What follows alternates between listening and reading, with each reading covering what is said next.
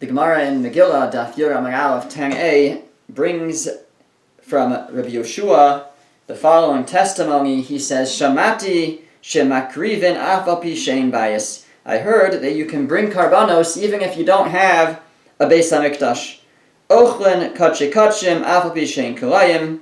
You're allowed to eat kache kachim, the holiest of Karbanos that are normally only eaten within the walls of the Beis HaMikdash. Even if you don't have the curtains, you don't have the walls, you can eat kache kachim, these Karbanos, within that area of the Beis HaMikdash where the walls used to be.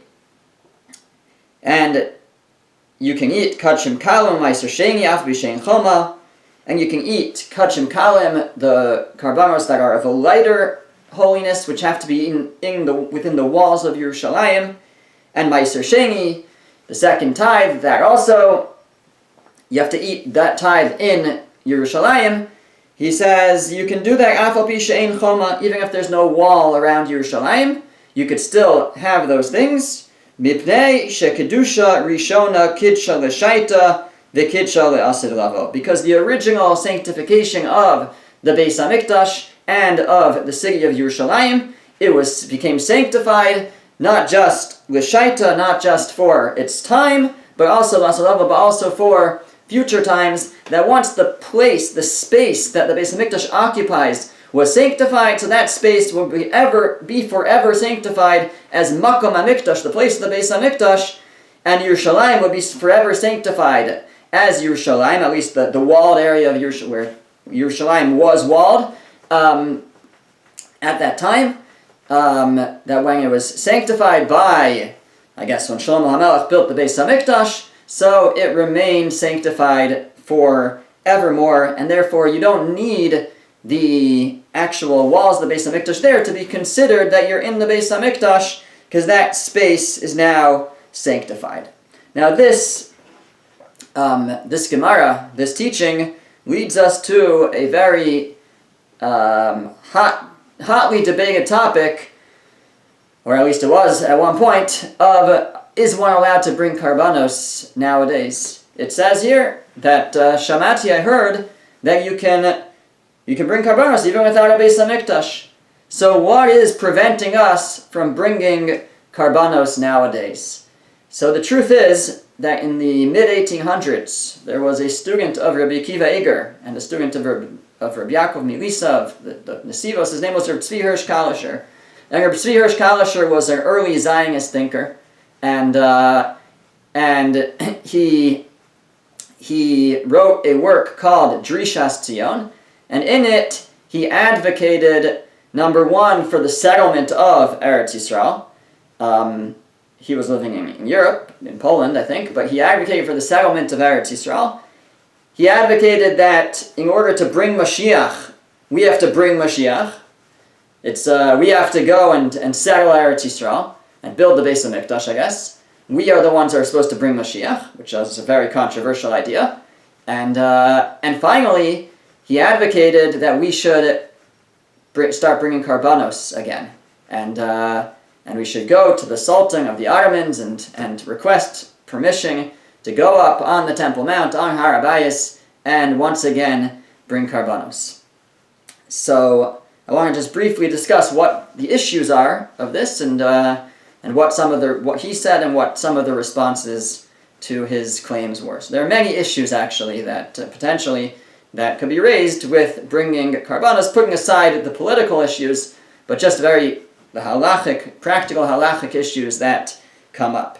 So the first question is really, how do we paskin? How do we rule in terms of this idea that our Gemara had this opinion, but has another opinion that Lo kidsha l'asid lavo, that the sanctification of the Beis HaMikdash was only temporary and it no longer has its sanctity. So the Rambam in Hilchos Beis HaBechira, chapter 6, halacha tes vav, he paskins like Rabbi Yoshua, like we just said, and the Rambam writes that B'man iskacha, how was the Beis HaMikdash sanctified? B'kedusha rishona shekidusha Shlomo, with the original sanctification that Shlomo did. Kidesh Hazara Yerushalayim l'Shaitan. He sanctified the courtyard, the area of the Beis Hamikdash, and Yerushalayim at that time. The kitchen level, and that the sanctity should remain forever. Lefikach, therefore, makriven Karbanos kulan. Therefore, you're allowed to bring all the Karbanos. Afal b'shein sham bayis bano, even though the Beis Hamikdash isn't built there.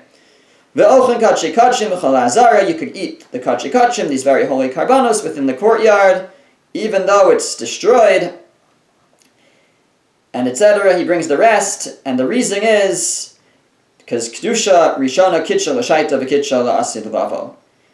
And he says this is specifically the Beis Hamikdash in Yerushalayim, not the entire Eretz Yisrael. The rest of Eretz Yisrael is different. And he says the reason why Yerushalayim and Beis Hamikdash is unique is because it's because of the Shechina. It's because God's presence. And once the Shechina is brought there, it's not batal, it's not nullified, and it remains in its holiness. And he brings psukim to back this up. So the position of the Rambam is that we paskin like this teaching of Rabbi Yeshua, and one is allowed to bring Karbanos even though the Beis Hamikdash isn't built. The Ravid argues on the Rambam. The Ravid says, Svaras atzmo hizu. This is his own idea. V'lo yadati me'ayin lo. I don't know how he knows this.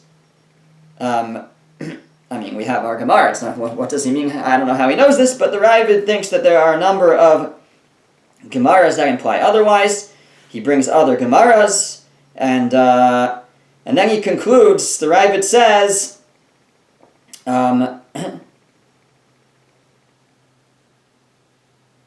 that actually it's the rest of Eretz Yisrael that's sanctified, or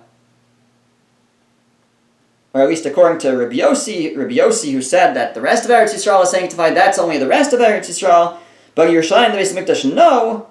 When Ezra came up, he knew that this was not going to be permanent, the second Beis Hamikdash, and there was going to be another Beis Hamikdash, and so, but in between it's not sanctified, and the Ravid concludes with a very fascinating line. He says, Kach nigla li misod Hashem li're'av. This is being revealed to me through the idea of Sod Hashem li're'av. The secrets of Hashem go to those who fear Him. Lefikach, and he says, therefore, anichnas at Hashem ein bo kares. There's no kares to enter that area if you're tameh, because there's no kedusha there, and you can enter it tameh, which is a separate question that we're not going to deal with of going up on Har HaBayis, going on the Temple Mount. But the Ravid disagrees, and the Ravid says, no, it was not a permanent kedusha. So where does that leave us now? So based on this, so the Reb Tzvi Hirsch Kalischer wrote in his Drishas Tzion, he said the following. He says that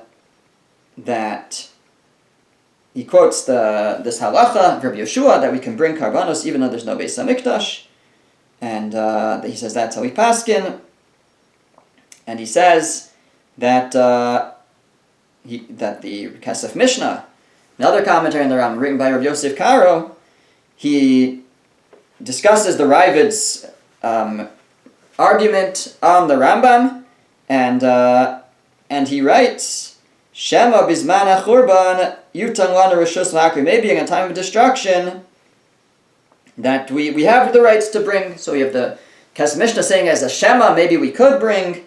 And then he writes, says the Reb Tzvi Hirsch Kalischer, Ladas Ravid, like the Ravid who paskind lo kid shalasid lavo, that it does not have permanent kedusha Eretz Yisrael, and that if you walk there, you don't get kares. He says, and there's for sure no problem to bring karbanos. How come?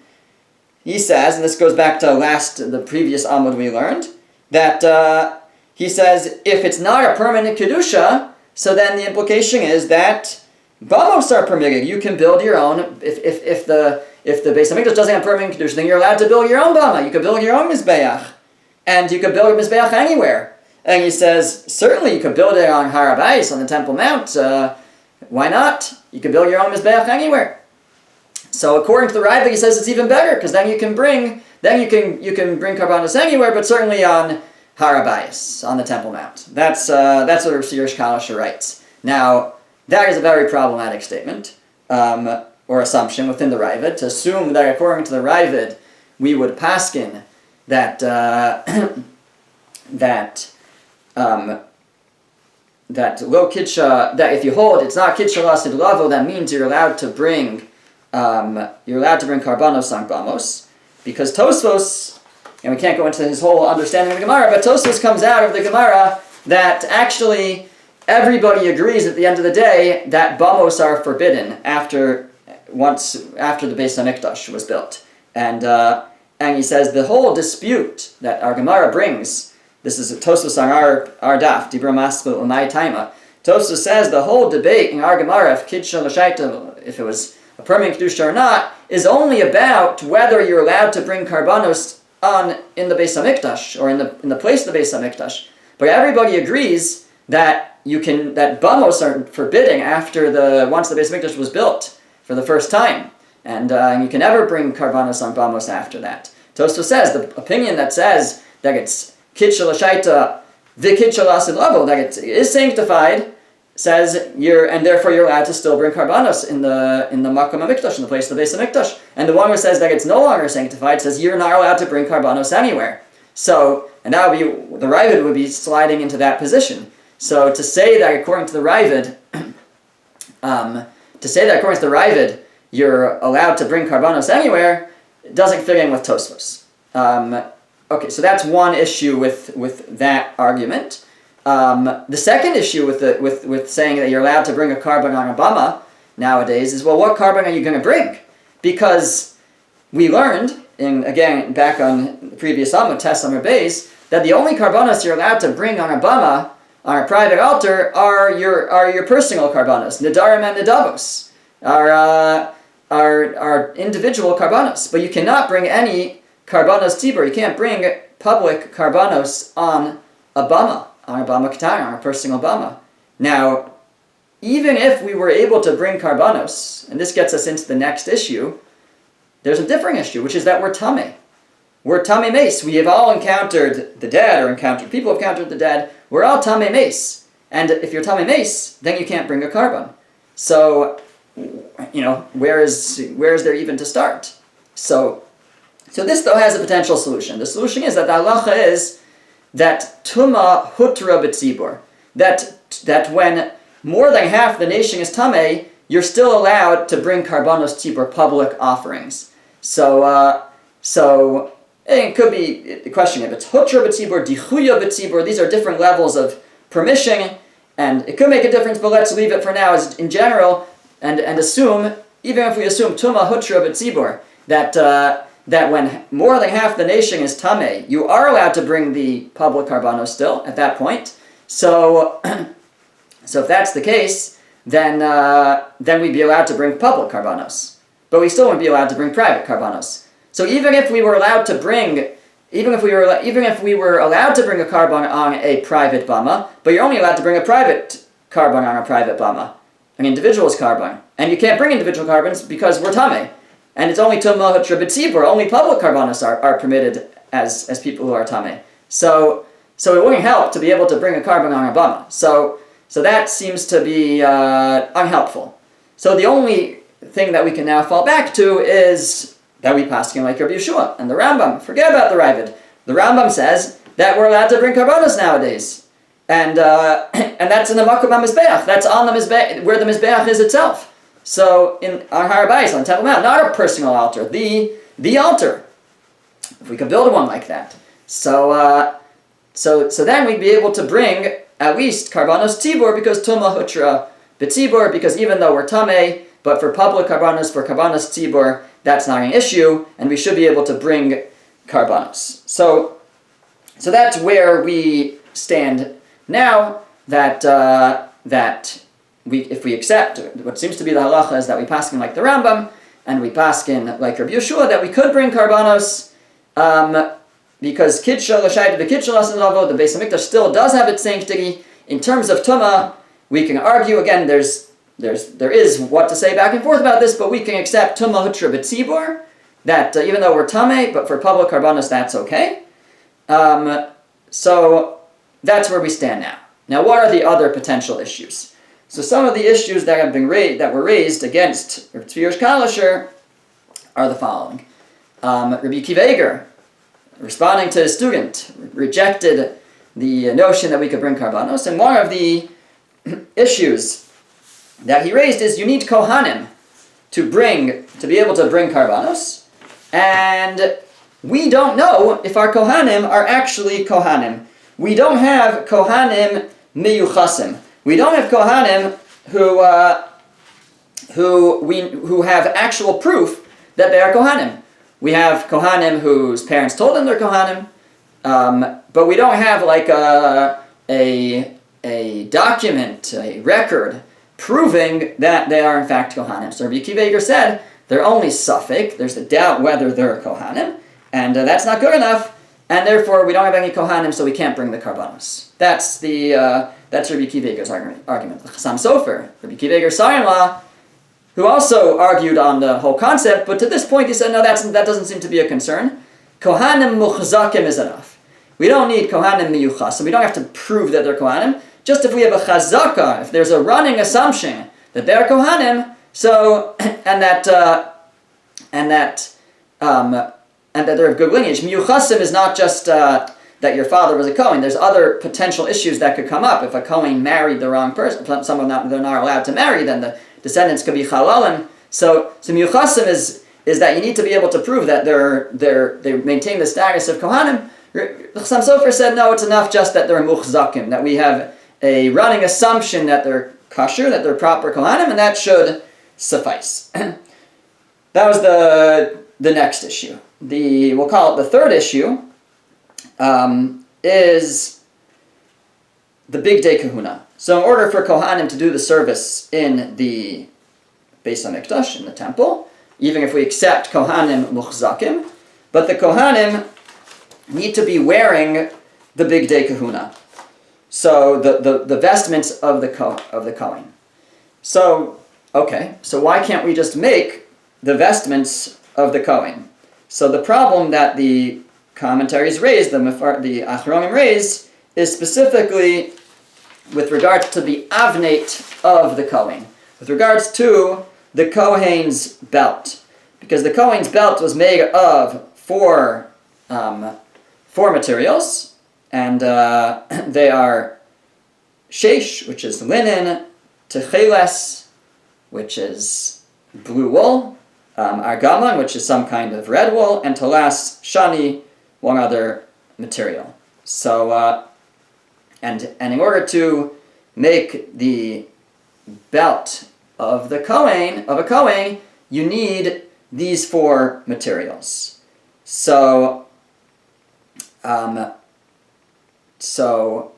what's the problem? The problem is that we don't necessarily know how to get all these materials. The argaman, the red wool, what is that exactly? And we know that tcheles is a great controversy.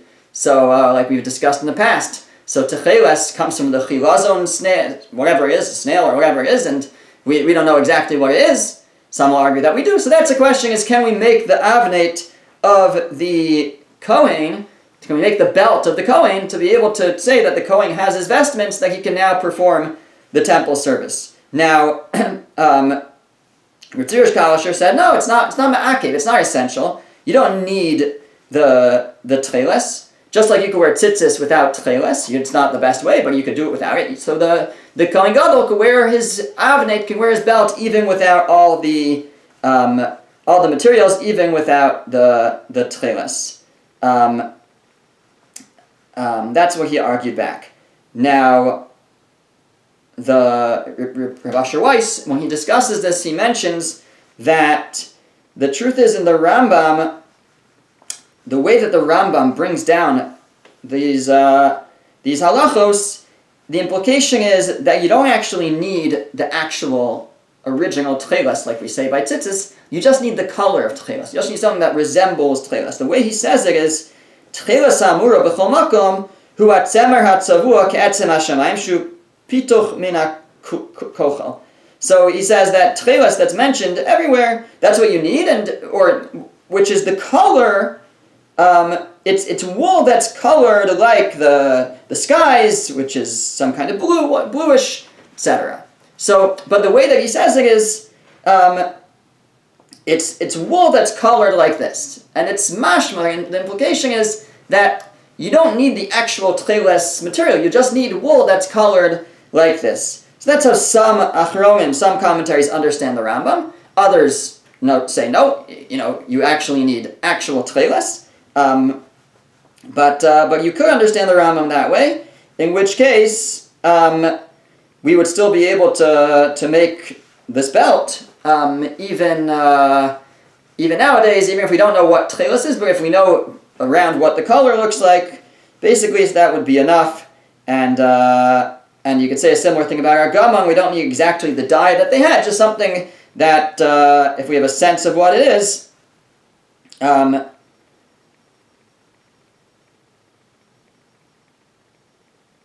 then that might suffice. And so fine. So that's part of the backing forth is ma'akev, is it essential to have these things? Even if it is ma'akev, even if it is essential, is it just the color that you need, or do you actually need the original type of dye, which we don't necessarily know what they are? Certainly not for our gaman, and maybe not tcheles either. So that was the next issue that was raised: is can we produce the vestments of a kohen in order to be able to perform the service? The next issue that they raised is that even if we say that the Beis Hamikdash was sanctified, is still sanctified, which just seems that's how we rule, that it's kid shel hashayit, the kid shel asav, but you have to bring the Karbanos in the space where the Mizbeach was. That's where you have to bring Karbanos. That's where it's sanctified for Karbanos. So then the question becomes, where was the Mizbeach?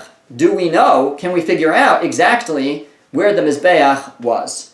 So Hirsch Kanosh said, yeah, we could figure out, because we have measurements in the Mishnah, and we can measure from the Kotel. We have the Kotel Ma'aravi, the western wall. We can measure from there. Now the Achronim say, what are you talking about? We don't have the measurements from the western wall. We have the measurements we can figure out where the Mizbeach was from the walls of the Azara, of the courtyard. But the western wall is not the wall of the courtyard. The western wall is an outer wall of the Beis Hamikdash. And that's not going to help us measure where the Mizbeach is. But he also suggests there's another way to measure it, because you can figure out the measurements from the Even Shasiya. The Even Shasiya is the, what do they call it? The stone where the dome of the rock is on. There's an English word for it that's escaping me. And actually that's where the Aron HaKodesh was. That's where the Ark was in the Kodesh HaKadashim. It was over the Even Shasiya. And you can measure, we could figure out the measurements based on where that is. If we figure out where that is, then we can measure to the Mizbeach.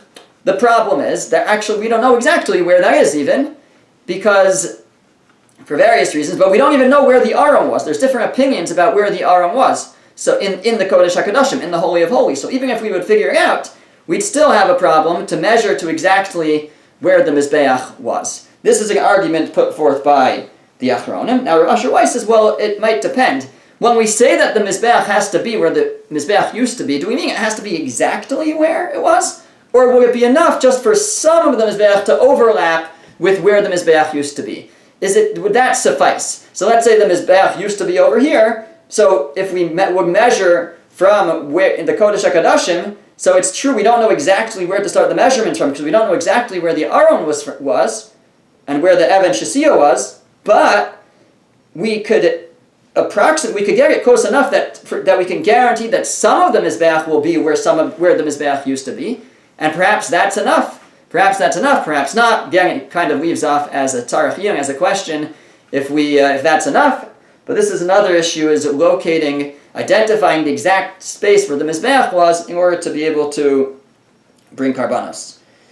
The next issue they raise is that being that we're dealing with Karbanos Tibor, as we said before, this is only relevant for public Karbanos.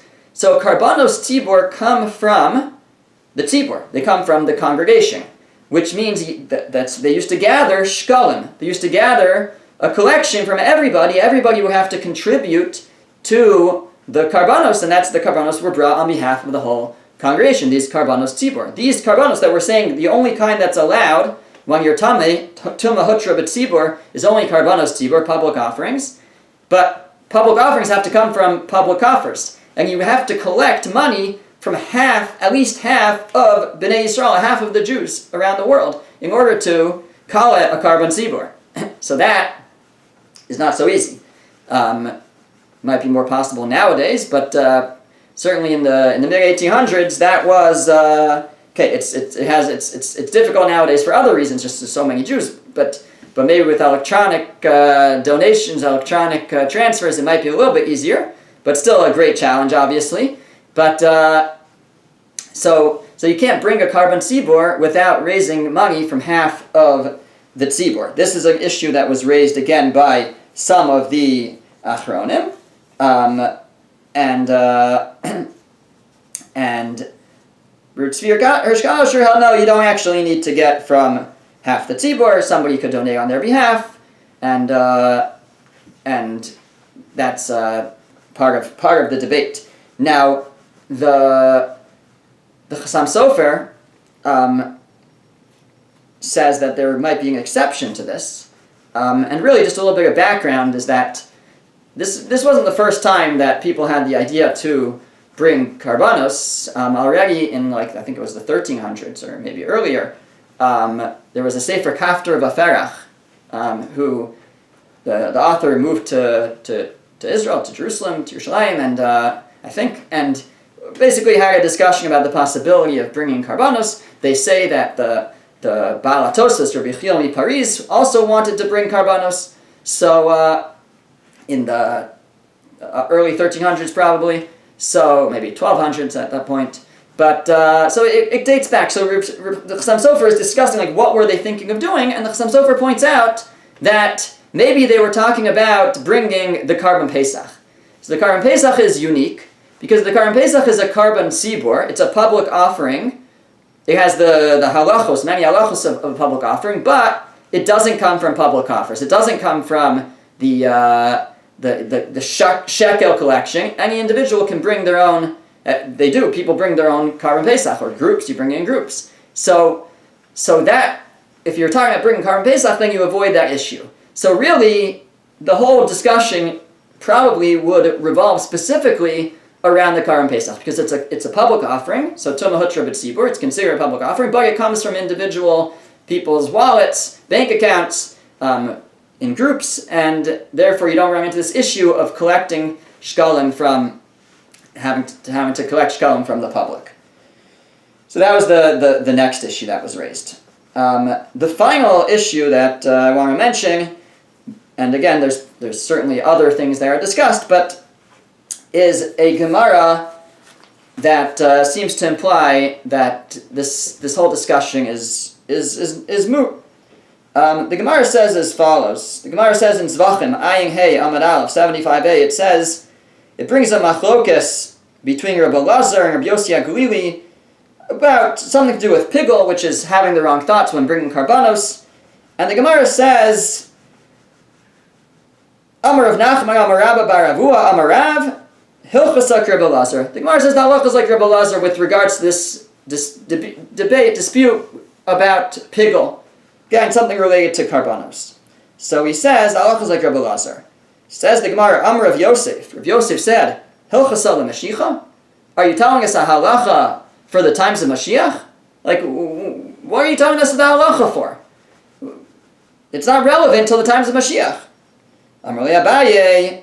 So Abaye said, Ela me'ato kol shchitas kashem lo lisnu hilchasa lo lisnu. We shouldn't learn any of the halachos of kachim, of karbanos, because hilchasa l'Mashiach, it's only relevant for the times of Mashiach. Ela drosh v'kabel schar. The idea is to learn it and be able to get schar, to get rewarded for our Torah learning. Again, not for the reward, but for the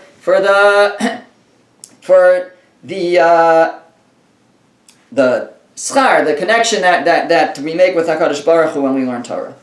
So this Gemara says that it's hilchos l'Mashiach, that the halachos of karbanos are only relevant for the times of Mashiach. So the Brisker Rav said, what do you mean?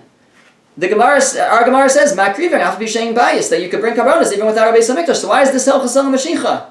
Is this not relevant even before the times of Mashiach? So he says, you see, the Gemara is saying no. The Gemara is saying that this is not relevant. We do not bring karbanos until the times of Mashiach. And the Rav Asher Weiss also quotes from his Rebbe, the Divrei Yatziv, who quotes Reb Chaim from Tzanz. Reb Chaim from Tzanz said that, he said, with regards to this whole debate, this back and forth about bringing Karbanos, he says we could answer all the questions, but he basically says is we didn't struggle for 2,000 years in Galus, in exile, in order to bring Karbanos under the watchful and permissive eye of the Ottoman Empire and the Sultan, and with the donations of Moses Montefiore. He says we are looking for the mizbeach, that fire coming down from Shamayim. That's where we'll bring our Karbanos. And in other words, this isn't how it's meant to be.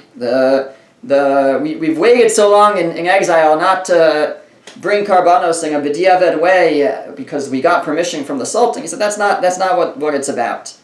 And the Rambam, when he talks about what will happen in the days of Mashiach, the Rambam says that the Mashiach will come and he'll return the kingdom of David to its old self. He will build the Beis HaMikdash. He will gather in the exiles. All the laws will come back as they were before, and Makrivin Karbanos, and will bring Karbanos.